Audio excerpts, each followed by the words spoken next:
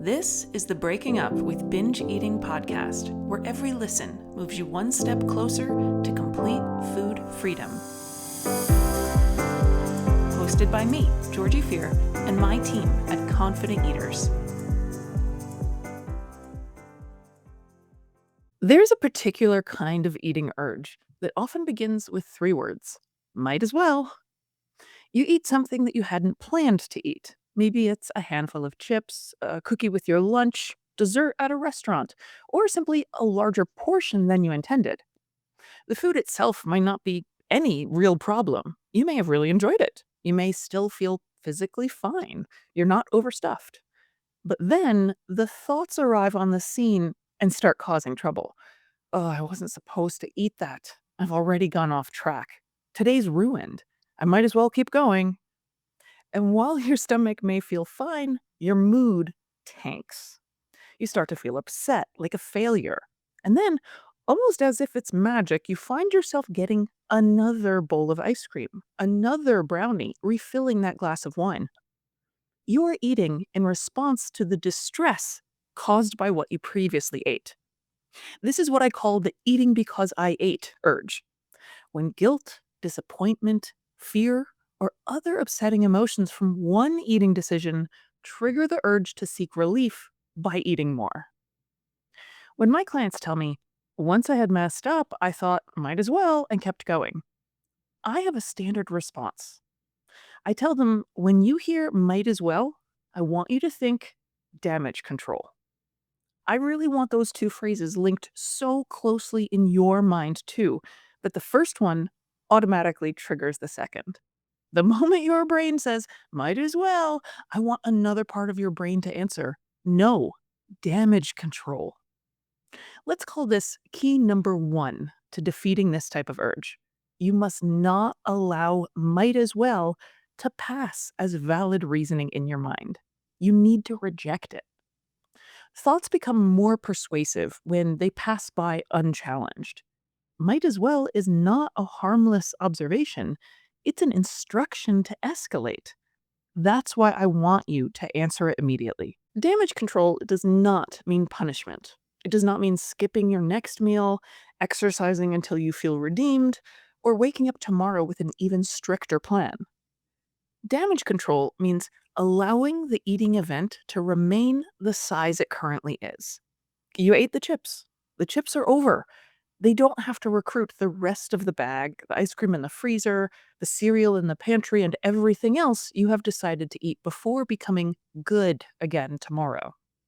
That first decision has already happened, but the next decision is still available. I often illustrate the idea with the analogy of a surgeon operating on someone. If they nick an artery and the patient started to bleed, what do? Well, they clamp or cauterize or do whatever it is that they do to slow or stop the blood loss, keep the patient stable, and continue the operation to achieve its goal. They don't just start slashing away in there because, well, might as well hack everything up now. Or imagine part of a city is flooding. Workers would use sandbags and pumps to contain it.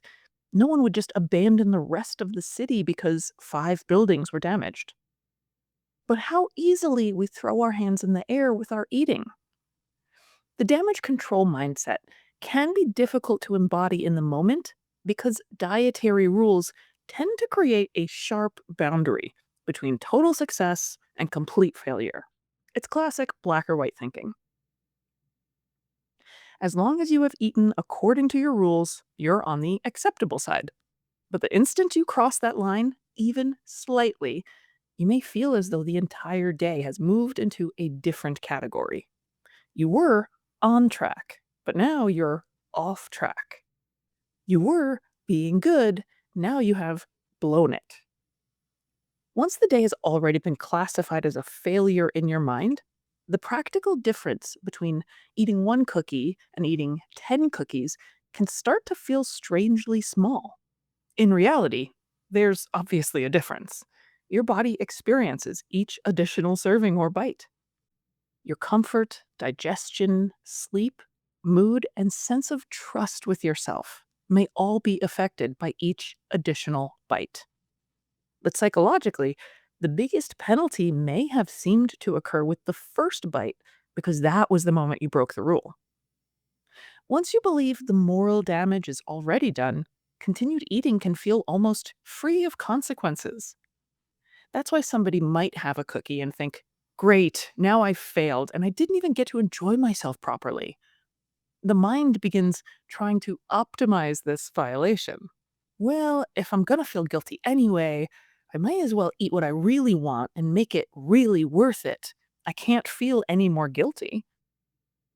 Psychologically, you may not expect to feel much worse after several servings than after the first one. But physically, of course, every bit counts. The eating because I ate urge is not only a logic problem, it's also a specific form of eating for pain relief, what we talked about in the previous episode. What you just ate creates an onslaught of emotion. There may be guilt, fear, disappointment, panic, disgust, or shame. Those emotions can become so uncomfortable that your brain reaches for the same behavior it has used to soothe discomfort before: more eating. So the loop looks like this: I ate. I feel terrible about eating. I eat to escape feeling terrible. Now I feel worse. I want relief again. Eating to relieve the distress caused by eating is like using one credit card to pay off another. You may get a brief sense that you've handled the immediate problem, but you've not resolved the debt. You just moved it around and added more to the balance. The distraction of finding something else to nosh on may work for a few minutes. The taste, the chewing, the planning of the next food, and the numbing effect of continuing can temporarily push whatever you're feeling into the background, but the feelings haven't disappeared. They're waiting, and now they're attached to more food, more discomfort, and more consequences. This is not a loop you can just keep repeating until the distress is gone. Eventually, the only way out is to stop eating to cover the feelings caused by eating. That doesn't mean that you must suddenly feel peaceful and fine about the initial slip up or overeating incident. I'd expect you to have some degree of regret or, darn it, that was suboptimal. Just like the surgeon in my example is probably bothered that he nicked a vessel, but he still chooses to patch things up and continue on. Damage control is an approach you need to be able to take while you are feeling disappointed. I'm never going to lie and say any of this is easy. I know it's very hard. However, we don't want to mix up difficulty and impossibility. It is completely possible to steer yourself in a healthy direction and make rational choices even while you are feeling upset about a recent mistake. So, what will happen if you make a food mistake, you feel bad, but you think damage control? Well, instead of feeling worse and making your situation worse, making the call to stop eating for now starts you on the road to feeling better.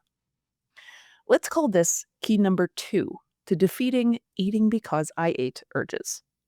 Be prepared to put the brakes on your eating and go back to normal at your next meal, even though you still feel crappy. This is the fastest way to stop making yourself feel worse and begin moving toward feeling better. I also teach people to embrace dietary imperfection and to practice it deliberately. Surgeons have expectations that every so often during a procedure, some vessel is going to get nicked. And you should expect that during your journey to form healthier habits, sometimes you're going to slip and do unhealthy behaviors. Expecting and embracing dietary imperfection is key number 3. Lots of people think that being a gold star eater means they become so consistent that they rarely eat anything unplanned. People hope if they can follow their plan closely enough, they'll never have to experience that unstable, chaos is around the corner feeling that comes after eating something you didn't plan on. But real life contains chips. Real life contains birthday cake, snacks offered by your friends, days when your appetite feels larger than you expected. Real life changes plans. Real life throws holidays, travel, and confronts us with days when you simply choose something because you want it. If you only know how to function when your eating feels perfect, small deviations can leave you feeling unhinged or off kilter. Tolerating dietary imperfection is a skill. It is something you can deliberately practice, and I recommend for your own resilience that you do. You can include a handful of chips with your lunch and tell yourself, this is part of the plan. I don't have to eat 100% nutrient dense foods to be in my best health. I'm aiming for 80 to 90% nutritious, and the remainder can be for fun. Intentionally including less nutrient dense foods is one half of practicing dietary imperfection. A planned chocolate in your packed lunch, a scoop of ice cream with your family after a day at the beach, eating a few french fries that came with your sandwich. The other half of this skill is keeping your wits about you when the unplanned happens. Maybe you didn't plan on having cake at the party, and you didn't plan on overeating, but what do you know? It happened.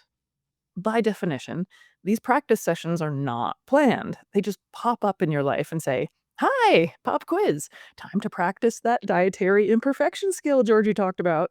You ready to stay calm and continue with our day?" That is the skill.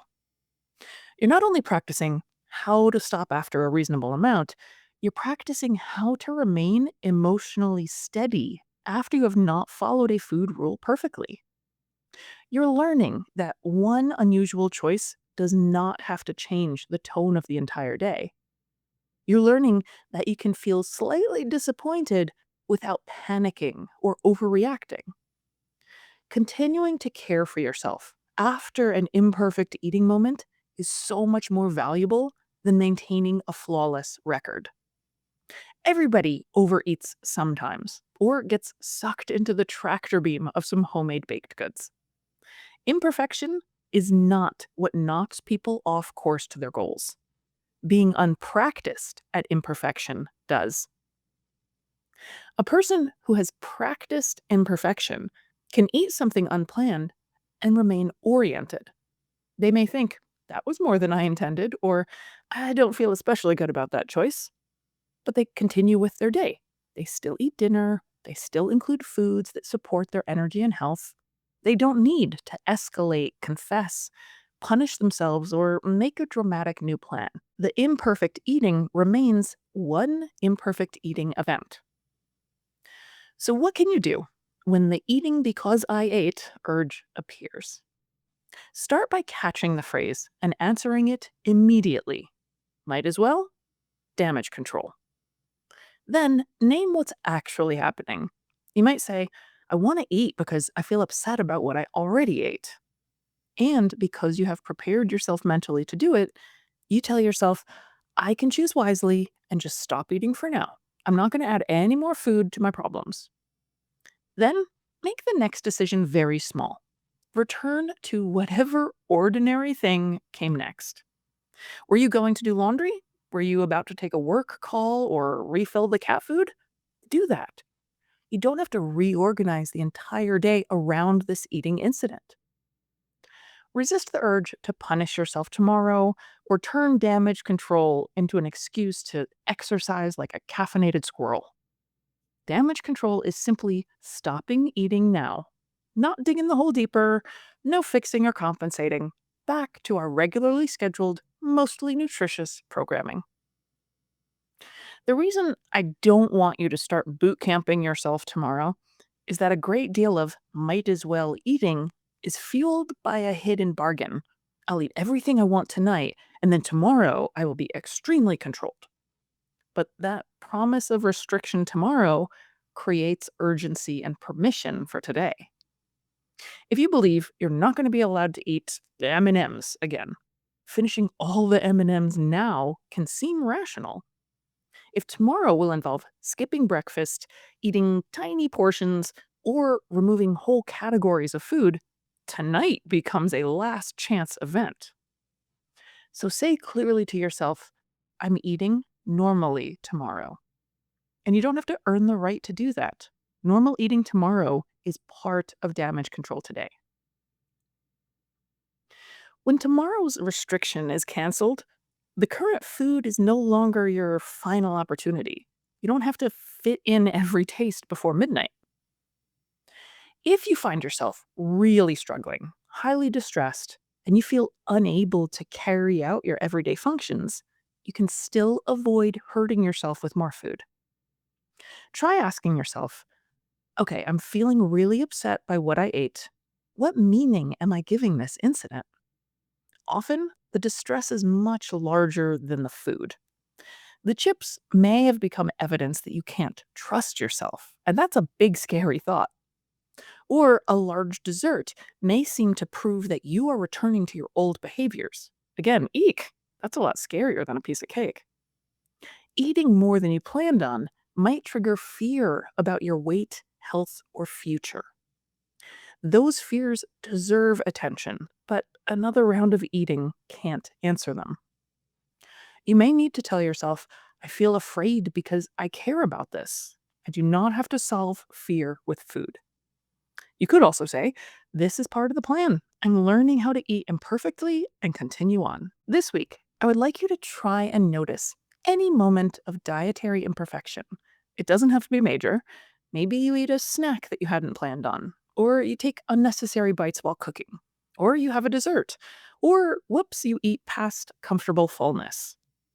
When it happens, don't focus on how bad it was or how you'll adjust to make up for it.